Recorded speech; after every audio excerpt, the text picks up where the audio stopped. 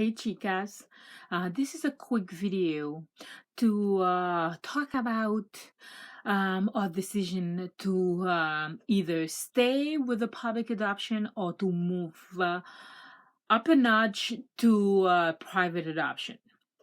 So what we did yesterday, we filed for adoption through our government here, to the provincial government here in our province. So what I find out is you can file for adoption, and you send your application form, they will process it, and then they will call you to tell you you are qualified, and they will ask you to wait until they call you, and they will have a homesteading. What I found out is the wait can be up to 2 years. After they call you to say you are qualified, you can wait up to 2 years for them to call you again to say, we are ready to move on with the homesteading. I think I said it already. The homesteading is where they will have a meeting with you and your husband or your partner and your kids, if you already have kids, where they will be talking about your relationship, how you are with each other, and how you are raising your kids. They will talk with your kids separately, and they will have a criminal background check. They will check and ask all kinds of questions about your financials. So it can take up to 2 years. So the wait is brutal. What I found out today is you can apply for a public adoption, and once they call you to tell you that you are qualified, you can tell them that you want to move forward with a private adoption, where they will contact the private agency and they will put you in touch with the private agency. A private adoption takes less time and more money. So for a public adoption, it will cost maybe, I don't know, $2,000 to $3,000 for the adoption, because you don't need a lawyer, you don't need to pay for the homesteading. Where for the private adoption, you have to pay for the homesteading yourself. It will cost up to $2,000 per homesteadings, and you can have up to 4 homesteadings. I mean, it is ridiculous. And you have to have a lawyer. The fees for the lawyers, hey, you guys all know how rich the lawyers are. The fees are very high. You can pay up to $150 an hour for a lawyer, for them to get everything organized legally and everything which you need. But when you do it with public adoption, the government takes care of all that. And it's just a thing you have to look, do you want to have a child in the next year, or do you want to wait 3 years and pay less, have your child in a year and pay up to 20 grand? So that's the decision you have to make. So it is something new to me. I knew that we could go for private adoption, but I didn't know that we can go through the government, and the government will put us in touch with a private agency. So it is something I really didn't think through. So it's something we have to talk again. I have to talk to my husband and talk to the kids and see exactly where they are. So my thing is, I do not want to pay $15,000 to $20,000 and have to wait 3 years, just the same as a public adoption. I want to make sure that I talk to the people that it's gonna last maybe a year or a year and a half for my 20 grants. I don't want to wait 2 years, 3 years. So I know it's gonna take a while for the department to call me to say we are or we are not qualified.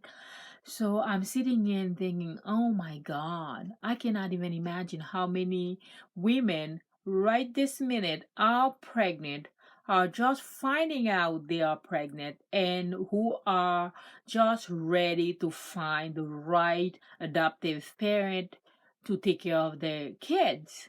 And here we are, And how do you know? How do you know? So it is hard. And I want to be proactive, just like when I was TTCing. I was doing this, I was looking for this, I was doing that. And it's the same way I want to look at adoption, because you are allowed to contact a birth parent if you know of somebody who's pregnant and who is willing to give their child for adoption. You are able to talk to that person.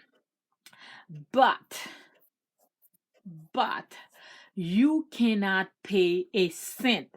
I mean, you cannot pay a penny to that birth mother or the birth father. You cannot pay a cent. Just imagine you meet a teenager or a woman who is willing to give you her child for adoption, and that same lady is struggling to even put food on her table. But you're talking to her all the time, she's telling you how tough it is, and you cannot say, here is $50, you go ahead and buy food and put on your table. I mean, I don't know if I could. I just don't know if I could, because that's the way I am. If I know anybody who's struggling, even if I have only $5, I will give that person those $5. So it is a fine line between messing up, screwing up, or have this baby. The thing you have to do is to focus, just to remember, you want to have the child. You don't want to help that person because you want the child. I mean, it is harsh. And they say you cannot even bring some flowers to that person when she's giving birth to that baby. So I mean, it is crazy hard. So what I am thinking of doing is to be proactive and start asking people, do they know anybody who are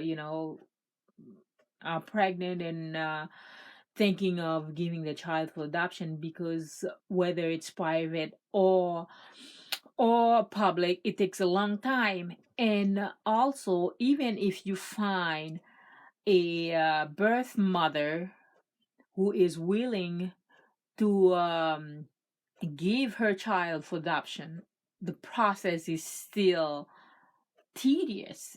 I mean, you still have to go through everything. Once you find the birth mother, if let's say the birth mother is 9 months pregnant or 8 months pregnant and you still have not had a home study yet, when the child is born, that mother cannot just take the baby and drop the baby on your lap.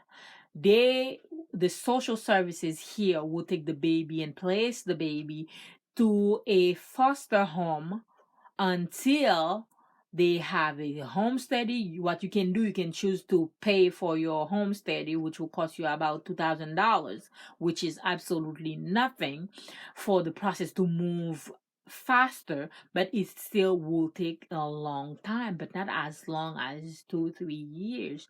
So this is the predicament.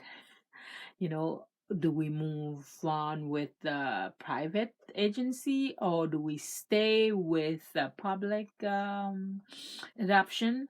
So it's all the things that we have to think, and once they call us, we can say we would like to move with a private adoption. So this is the kind of video, guys, you will see probably more than a few times, where I will not know what's going on. I will be stressed out and all that, because it is already, I'm not stressed out. That's the way I am. When I'm doing something, I jump head first, but at the same time, I want to be informed.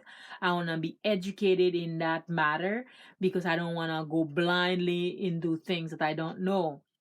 When you know better, you do better, but sometimes when you know better, you stress out more. So this is my predicament right now. Just figured out what do we do? Do we go with a private agency or do we stay with the public adoption?